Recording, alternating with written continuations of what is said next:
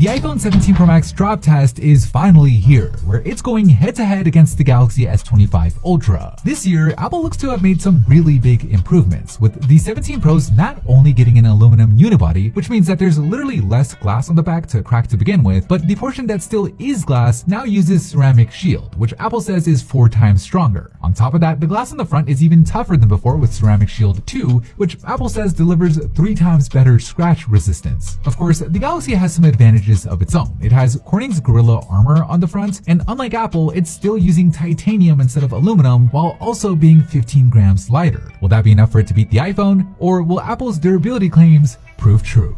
Let's find out. Let's get to round number 1 in the 1 meter backdrop.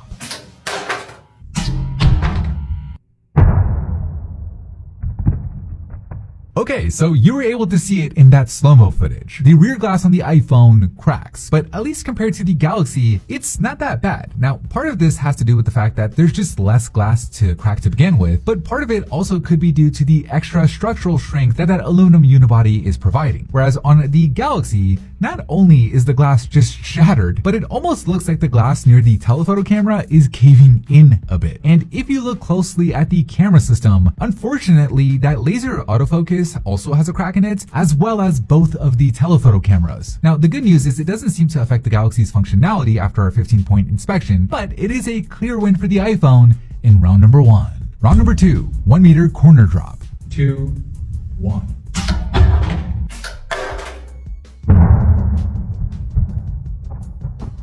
So the good news is both phones still remain fully functional, but the bad news, at least for the iPhone, is that aluminum does not look good at all. Not only is it scuffed up really bad, but it is also dented. Like, I don't think I've ever seen damage like this before. It might just be due to the thinner bezels that Apple is using now compared to the last time they used aluminum, but compared to the Galaxy and its more premium titanium, it's no contest. I mean, the Galaxy looks almost like it wasn't even dropped on its corner, giving it the easy win in round number 2. Round number 3, 1 meter face drop. 3, 2, 1.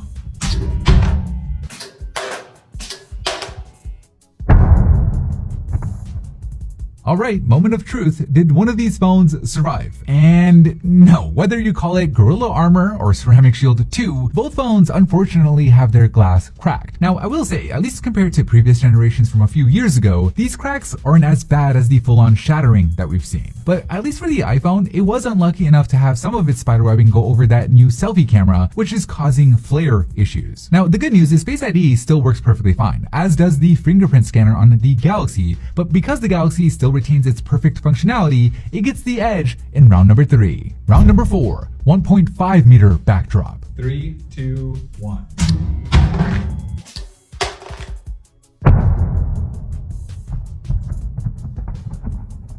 So with both phones already having their rear glass cracked, at this point we're more interested in their impact and shock resistance, plus any secondary damage, which for the iPhone, there isn't a whole lot. It looks pretty much the same as before, apart from some of the scuffing around the camera housing, where on the Galaxy, it's a different story, with all 5 of its camera system elements now having cracks in it. I mean, the ultrawide is completely shattered, and that main 1x camera is also in pretty bad shape. And as you would expect, it's showing up in the image quality, with there being significant flaring issues on the ultrawide, as well as a bit of flare on the main camera. Whereas on the iPhone, the camera system is holding up just fine, giving it the win in round number 4.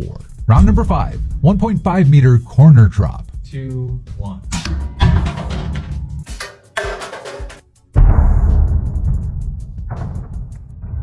After that 1.5 meter corner drop, the iPhone's aluminum looks even worse than before, with a lot of that orange paint now stripping away. But the bigger issue is what's happened to its main 1x camera, which has now lost its ability to focus, meaning anything that isn't at just the right distance away will appear blurry. Whereas on the Galaxy, the cameras do still technically work, obviously outside of the flaring, with the titanium corner looking almost perfect. I mean, there are barely any scuffs and 0 dents, so it's a big win for the Galaxy in round number 5. Round number 6, 1.5 meter face drop. 3, 2, 1.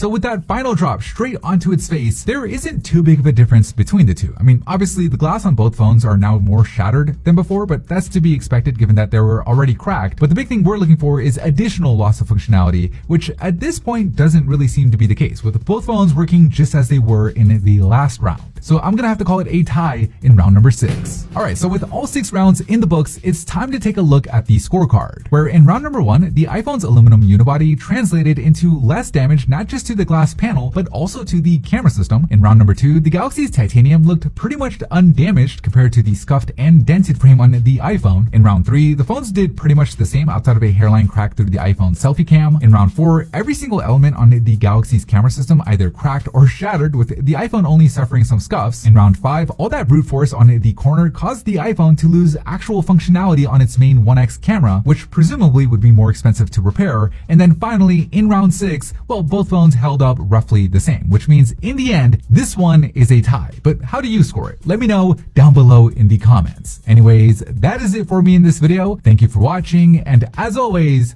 I'll see you in the very next episode.